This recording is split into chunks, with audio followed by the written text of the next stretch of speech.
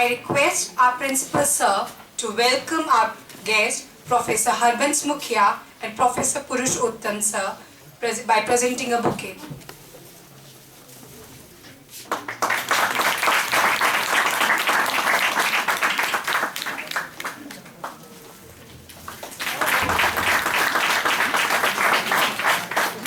Thank you, sir. I invite Dipankar sir to present a bouquet to principal sir.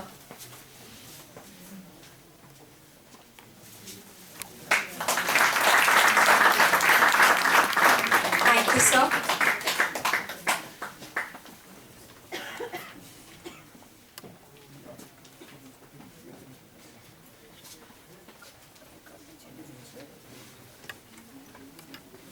We are celebrating 500 years of great Sant Kabir. He was 15th-16th century Indian mystic poet and saint whose writing influenced Bhakti movement in medieval India, and his verses are found in Sikhism scripture Adi Granth. For Hindus, Kabir was Vaishnav Bhakt. For Muslims, a Peer. For Sikhs, Bhagat. And for Kabir Panthis, a Avatar. For many modern thinkers, he was a champion of Hindu-Muslim unity. To quote Dabistan-e-Mazahib, अच्छे बुरे लोगों के दिलों में इस तरह तू जी कि जब तू मरे मुसलमान तुझे जमजम के पानी से गुस्ल दे और हिंदू तेरी चिता जले. Now I invite our principal sir to deliver welcome address. I request our principal sir to felicitate our chief guest, Miss Eugenia Venina.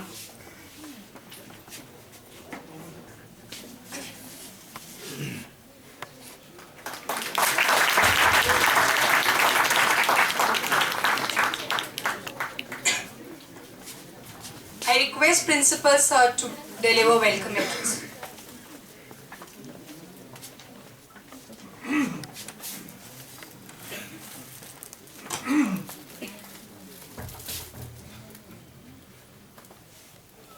इस अंतर्राष्ट्रीय संगोष्ठी के उद्घाटन सत्र की अध्यक्षता कर रहे प्रोफेसर पुरुषोत्तम अग्रवाल,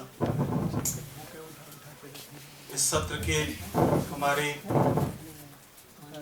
मुख्य अतिथि प्रोफेसर हरबंस मुखिया जी, सम्मानित अतिथि जो इस संगोष्ठी में विभिन्न महाविद्यालयों से प्रतिभागी के रूप में या अपना वक्तव्य देने के लिए यहाँ उपस्थित हैं, प्रिय विद्यार्थी,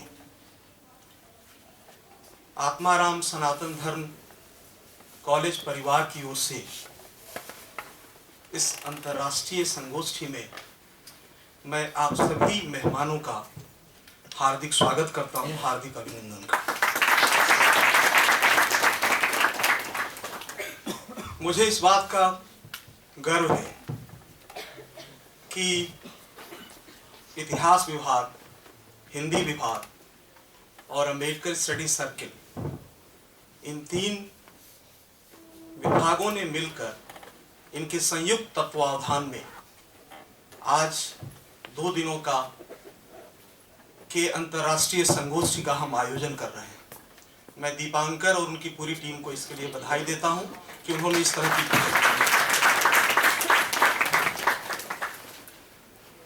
जैसा कि मुझसे पूर्व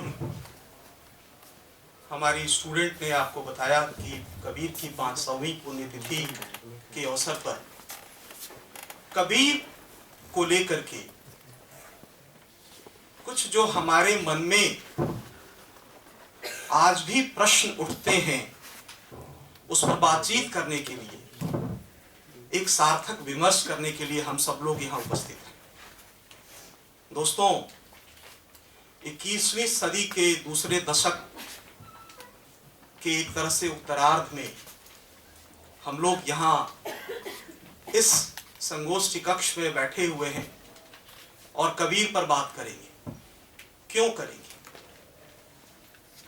जिस मध्यकाल में कबीर ने जो बातें कही, जिन वर्जनाओं को उन्होंने खारिज किया, जो बंधन और रूढ़ियां उन्होंने तोड़ी, इस आधुनिक तथाकथित सभ्य और सुसंस्कृत समाज में भी आज भी हम उसी तरफ उन्हीं रूढ़ियों से आबद्ध हैं। कई बार मुझे आश्चर्य होता है कि भारत बहुसांस्कृतिक बहुभाषिक देश है और इस देश में एक सेना जो फौज की है, जो कि सीमा पर सुरक्षा करती है, लेकिन न जाने कितनी आंतरिक सेनाएं बन गई हैं जो संस्कृति पर और भाषा पर या इस तरह के अकादमिक स्थितियों पर अंकुश लगाने का काम कर रही हैं। और मैं समझता हूं कि आज कबीर के बारे में सोचना बहुत प्रासंगिक है। हम सब लोग जो यहां बैठे हैं कबीर को 5वीं 6ठी क्लास से पढ़ते, समझते, गुनते और सुनते आए। मैं कोई नई बात नहीं कहूंगा, लेकिन मेरे मन में भी प्रश्न हैं कुछ। मैं उन्हीं प्रश्नों को केवल यहां आपके समक्ष रखना चाहता हूं, क्योंकि अगले 2 दिन में जो बातें होंगी उसमें यदा कदा आप मेरे प्रश्नों पर भी गौर करेंगे। और हमारे 2 आधिकारिक विद्वान यहां बैठे हैं जो अपने उद्बोधन में इन बातों को जरूर आपके सामने रखेंगे। मध्यकाल में कबीर अपनी बात कहते हुए जिन रूढ़ियों, परंपराओं, आडंबरों, जाति, धर्म, संप्रदाय पर चोट करते हैं, क्या हमारा समाज आज भी उन्हीं खांचों में बटा हुआ नहीं है? जिस जाति विमर्श को उन्होंने अपनी तरफ से खारिज कर दिया था, जाति पाति पूछो नहीं कोई हरि को भजे सो हरि का होई कह करके, आज कई आलोचक अस्मिता मूलक विमर्श के नाम पर उनको उस खांचे में फिट करने की कोशिश करते हैं। क्या ये वाजिब है? जिस संस्कृति की और गंगा जमुनी संस्कृति और तहजीब की बात करते हैं, और बहुत सुंदर 2 पंक्तियां हमारी छात्रा ने कहा, जिसकी मौत पर हिंदू और मुसलमान अधिकार जताने लगे, उस व्यक्ति को लेकर के इस तरह की बातें करना क्या मुनासिब है? कबीर का पूरा साहित्य मानवीय साहित्य है, इंसानियत का मुकम्मल साहित्य है। और भक्ति की बात करते हुए उस समय समाज के हाशिए के लोग या वो श्रम की बात करते हैं, श्रमजीवी की बात करते हैं, श्रमिक की बात करते हैं और उस वर्ग की बात करते हैं, तो उन हाशिए के लोगों को जो उन्होंने जिस मुखरता से आवाज दी, उन्होंने अपनी एक सोच, अपना एक चिंतन दिया, अपना दर्शन दिया। क्या उसकी आवश्यकता आज के समाज को भी नहीं है? जब भाषा के झंडा बरदार शुद्ध भाषा की शुद्धता की बात करते हैं, तभी मुझे कबीर ही याद आते हैं कि उन्होंने मध्यकाल में एक अपनी भाषा गढ़ी और उस गढ़ी हुई भाषा के माध्यम से अपनी बातें कही, जिसमें सबका समायोजन है। तो आज मित्रों, हम यहां पे अगले 2 दिनों में बहुत सारे उनके दोहे और उनकी पंक्तियां मुझे याद आते हैं, और उनको मैं अभी उद्धृत नहीं करूंगा क्योंकि आप सब उनसे वाकिफ हैं। केवल मैं ये मेरे मन के कुछ सवाल थे जो मैंने आपके सामने रखे हैं, और मैं समझता हूं कि राष्ट्रीय अंतर्राष्ट्रीय स्तर पर अनेक भाषाओं में कबीर के बारे में कहा, सुना और लिखा गया है। हम सब उसको पढ़ते हैं, पढ़ेंगे आगे, लेकिन एक नए दृष्टिकोण के साथ। और मैं जो ऑर्गेनाइजिंग कमेटी है उससे अपील करूंगा कि जो प्रोसीडिंग्स है सेमिनार को, उसको जरूर प्रकाशित करें और उसको लाएं सामने। और एक नई बात कि आज भी कबीर पर जो हमने सोचा या हमने जो विचार विमर्श किया, वो हमारे भारतीय समाज संस्कृति के लिए और संपूर्ण मानवता के लिए कितना आवश्यक है। मेरी पूरी शुभकामना है। पुनः आप सबका स्वागत, बहुत बहुत धन्यवाद।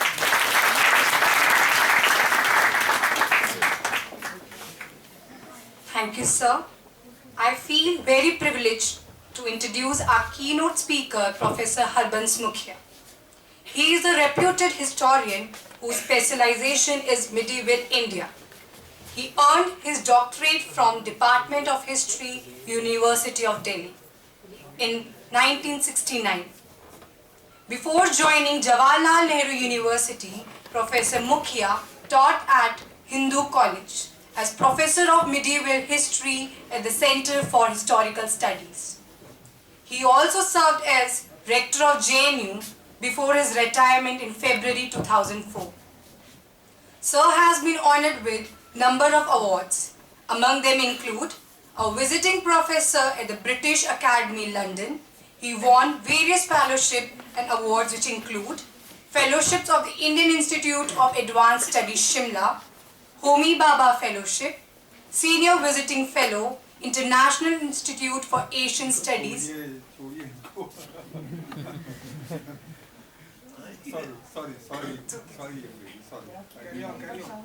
Among his publications, some important ones are The Mughals of India, Peoples of Asia, Perspectives on Medieval History, Historians and Historiography during the Reign of Akbar, French Studies in History in 2 volumes. Now I request Professor Mukhia to deliver keynote address.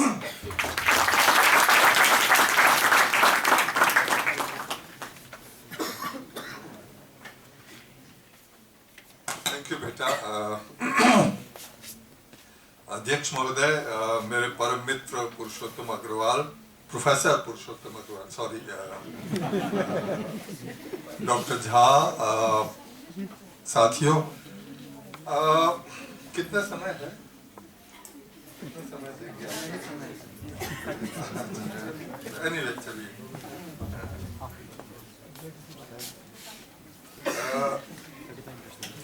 ये बहुत खूबसूरत बात है कि आप लोगों ने कबीर पर ये सेमिनार का संयोजन किया है।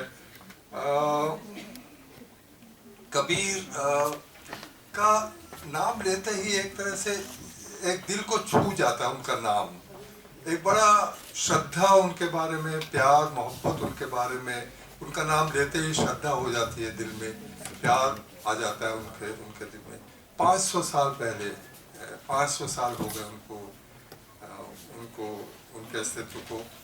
क्या बात है उनमें कि 500 साल बाद भी हम ना सिर्फ उनको श्रद्धा से देखते हैं, प्यार से देखते हैं, लेकिन उन पर विमर्श करने के लिए यहाँ पर बार बार उनमें नए अर्थ खोजते हैं, मिलते हैं नए अर्थ, हमेशा नए अर्थ मिलते हैं। कुछ 2-3-4 साल पहले मेरे मित्र पुरुषोत्तम अग्रवाल ने बड़ी अच्छी किताब लिखी कबीर पर, जिसमें बिल्कुल नए अर्थ थे जो कि अभी तक किसी विद्वान ने को उतने तलाश नहीं किए थे। तो कबीर में हमेशा नए अर्थ मिलते हैं। यह क्या महत्व है, क्या बात है कबीर में कि उनमें नए अर्थ क्यों मिलते हैं बार बार, और उनके लिए इतनी श्रद्धा क्यों होती है कि हम 500 साल के बाद भी उनको याद कर रहे हैं। मैं इस सवाल का जवाब तलाश करने की कोशिश करूंगा। क्या बात है कबीर में? एक बात और के अभी प्रिंसिपल झा ने बात की श्रम और श्रमजीवियों की बात की कबीर के संदर्भ में। संस्कृत के 2 शब्द हैं, हम लोग परिचित हैं उनसे, एक बुद्धिजीवी और एक श्रमजीवी। बुद्धिजीवी आप सब हैं जो अपना जहाँ पर पढ़ने लिखने के लिए आए हैं, पढ़ने लिखने के बाद अपनी बुद्धि से अपनी जीविका का उपार्जन करेंगे, कलम चलाएंगे या भाषण देंगे या किसी तरह से बुद्धि का इस्तेमाल करेंगे अपना। तो ये एक श्रेणी में खड़ा कर दिया गया है। 2 श्रेणियां बना दी गई हैं, एक श्रमजीवियों की श्रेणी और एक बुद्धिजीवियों की श्रेणी। बुद्धिजीवी आप सब हैं।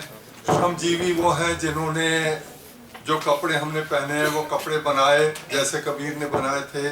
जिस मेज़ पर हम खड़े हैं वो मेज़ बनाए, जिस इमारत में हम लोग ये सेमिनार कर रहे हैं वो इमारतें बनाई।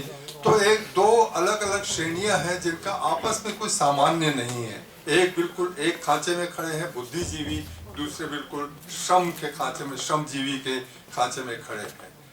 यही श्रमजीवी और बुद्धिजीवी, इसका विभाजन हमें यही बताता है कि दो अलग खांचे हैं जिनमें कुछ सामान्य नहीं है। क्या आप सहमत हैं कि ये दो खांचे हैं, अलग अलग हैं? सहमत हैं? चलिए, मेरी बदकिस्मती से मैं सहमत नहीं हूँ इससे, क्योंकि ये हमें ये साबित करता है कि श्रमजीवियों में बुद्धि का कोई काम नहीं होता है और बुद्धिजीवियों में श्रम का कोई जगह नहीं होती है। ये अलग अलग खांचे बनाना, अलग अलग बॉक्सेस बनाना, ये बड़ा खतरनाक होता है समाज को समझने के लिए। ये बहुत खतरनाक होता है, बिल्कुल अलग। जैसे प्रिंसिपल जहाँ ने अभी एक तरह से अप्रत्यक्ष रूप से जिक्र किया, हम और वो के खांचे जो हमें आजकल समझाए जा रहे हैं, हम और वो, हम ऐसे हैं, वो ऐसे हैं, जो अभी कल परसों 3-4 रोज से कासगंज में हो रहा है, हम और वो के खांचे।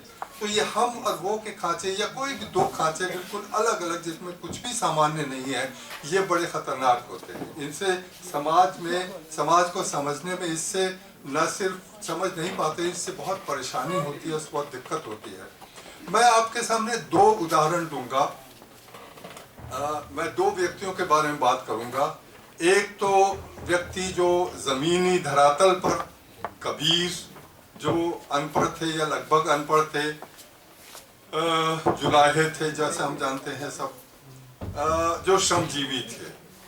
और एक दूसरा व्यक्ति जो बौद्धिक शक्ति की शीर्ष पर था, चरम सीमा पर था, अबुल फजल। अबुल फजल आप लोग जानते होंगे, अकबर का दरबारी था, अकबर का मित्र था, अकबर का सलाहकार था और बहुत बड़े, मेरे ख्याल है अगर कहा जाए मध्यकालीन भारत का सबसे बड़ा इंटेलेक्चुअल तो वो अबुल फजल होगा। तो मैं इन दो व्यक्तियों को लेकर के एक बिल्कुल जमीनी धरातल पर श्रमजीवी, दूसरा जिसको कह सकते हैं बुद्धिजीवी पार एक्सीलेंस, चरम सीमा पर, अपनी चरम सीमा के स्तर पर बुद्धिजीवी था। इन दोनों को लेकर के आपके सामने अपनी बात रखूंगा। और मैं ये बताना चाहूँगा, न सिर्फ ये कि दोनों में बहुत कुछ सामान्य था, बल्कि हम लोग मान करके चलते हैं कि बुद्धिजीवी और ख़ास तौर पे अबुल फजल जैसे स्तर के बुद्धिजीवियों से समाज बहुत कुछ सीखता है। समाज के स्तर पर नीचे उनकी बौद्धिकता, उनके विचार ऊपर से नीचे तक आकर के फैलते हैं, उनसे समाज बहुत कुछ सीखता है। मैं आपके सामने जो बात रखना चाहूँगा वो ये कि यहाँ उल्टी बात है। यहाँ पर उस शीर्ष कोटि के बुद्धिजीवी ने उस श्रमजीवी से बहुत कुछ सीखा है। ये मैं बात आपके सामने रखना चाहूँगा। अबुल फजल का एक बहुत सारी देन है उसकी।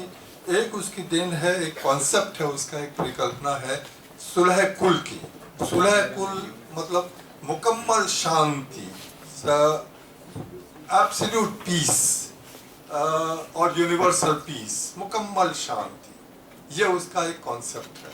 तो इसमें क्या बड़ी बात है? मुकम्मल शांति की हम लोग हमेशा रोज़ बात करते हैं, इसमें बड़ी बात क्या है? ये बहुत बड़ी बात है।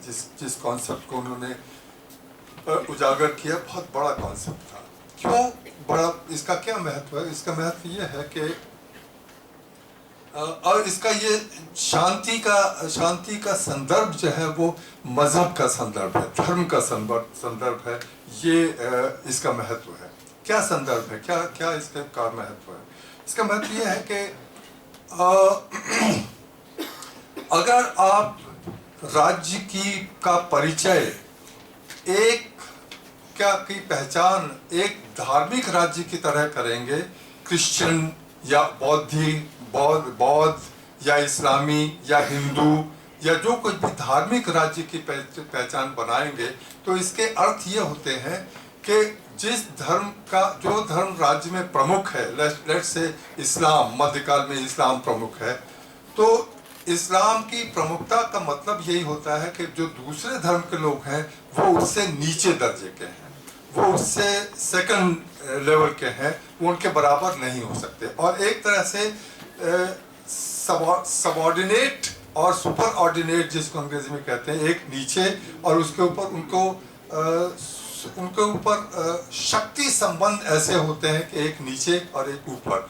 ऊपर इस्लाम का मतलब यही है कि मुस्लिम जो मजहब है और मुस्लिम जो लोग हैं वो उनके पास ज़्यादा शक्ति है, वो हावी है समाज पर, वो शासन पर हावी है, वो राज्य पर हावी है, और जो गैर मुस्लिम है वो उनको नीचे के स्तर पर उनको रखा जाएगा। ये चाहे वो बौद्ध समाज हो, चाहे वो हिंदू समाज हो जो आजकल बनाने की कोशिश की जा रही है, हिंदू राष्ट्र, सॉरी, जो बौद्ध राज्य हो या राष्ट्र हो, या हिंदू हो या इस्लामी हो या क्रिश्चियन हो, कोई भी हो, और यहाँ तक के मार्क्सिस्ट भी हो, अगर मार्क्सिज्म में भी जब ये कहा गया socialism is the dictatorship of the प्रोलेटेरियत,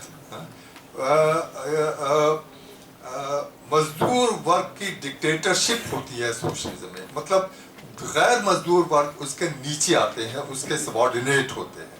तो ये जो असमानता का जो इसमें संदर्भ है वो सबसे महत्वपूर्ण है, जो इसमें जो कि यहाँ पर हम मध्यकाल में इस्लाम की बात कर रहे हैं, लेकिन किसी भी संदर्भ में इसका और गैर मजहबी संदर्भ में भी, जैसे मैंने बताया, सोशलिज्म में भी यही अवधारणा है कि असमानता की अवधारणा है।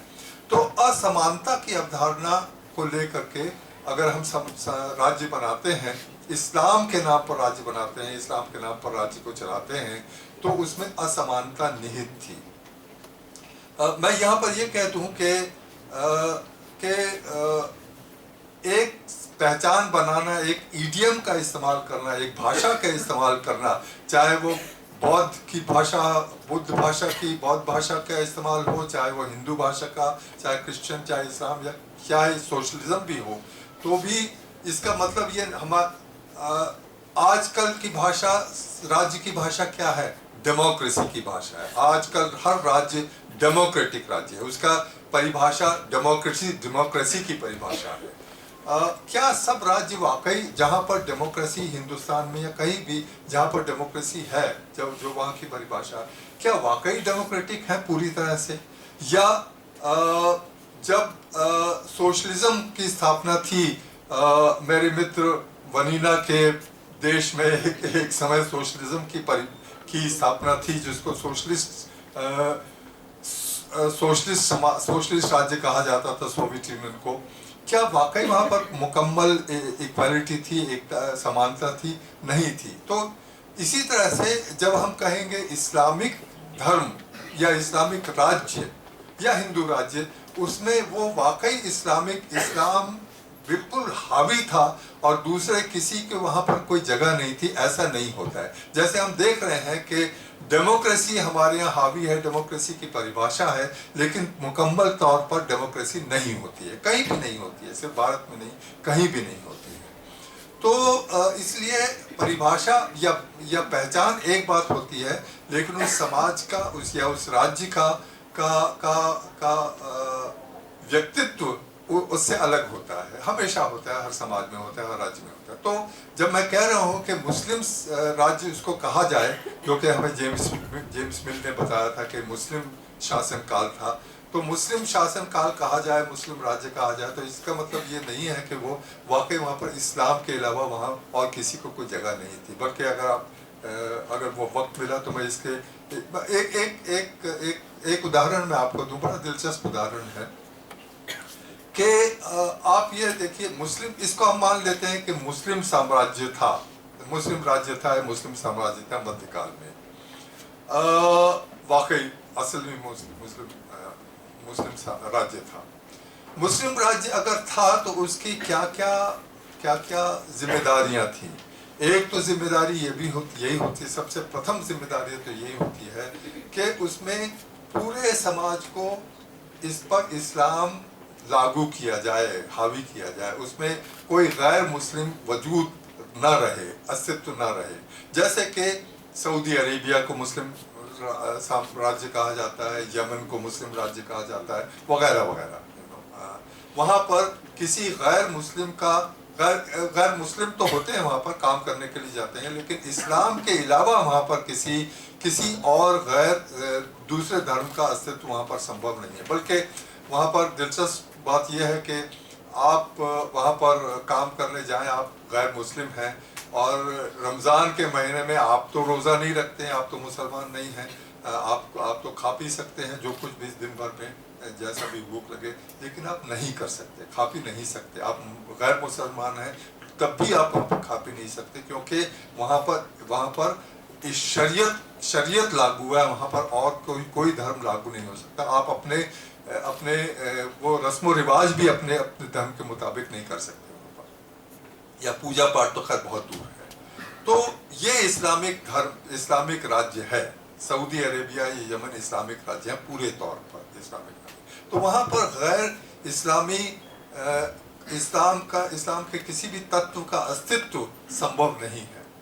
क्या मध्यकाल भारत में ऐसा हुआ था? गैर इस्लामिक तत्व बिल्कुल खत्म कर दिए गए थे। आप जरा देखिए कि 1941 में आखिरी जनगणना हुई थी पार्टीशन से पहले।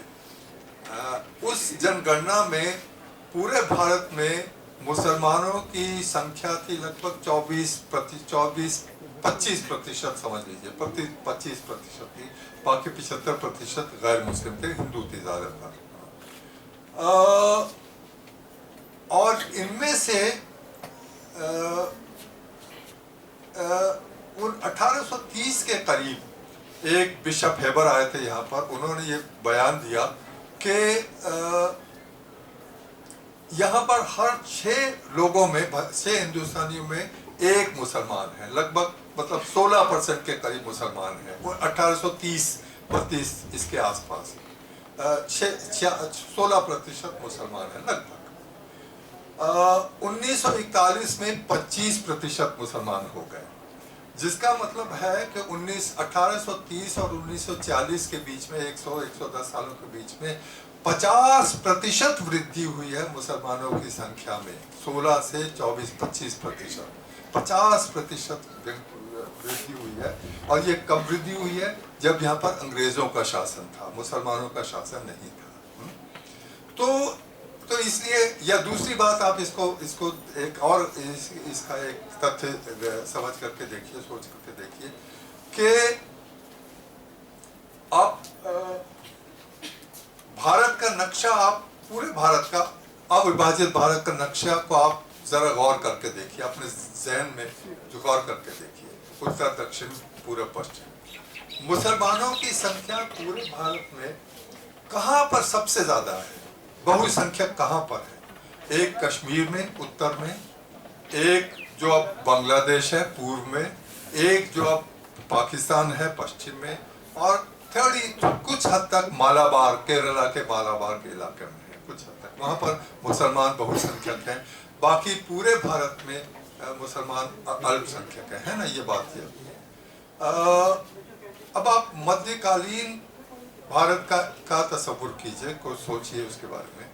मध्यकालीन भारत में ये चारों जो प्रदेश हैं, उत्तर, पश्चिम, पूर्व और दक्षिण, कश्मीर जो अब बांग्लादेश है, जो अब पाकिस्तान है, और मालाबार, ये भारत के 4 कोनों में है, ये भारत के मध्य में नहीं है।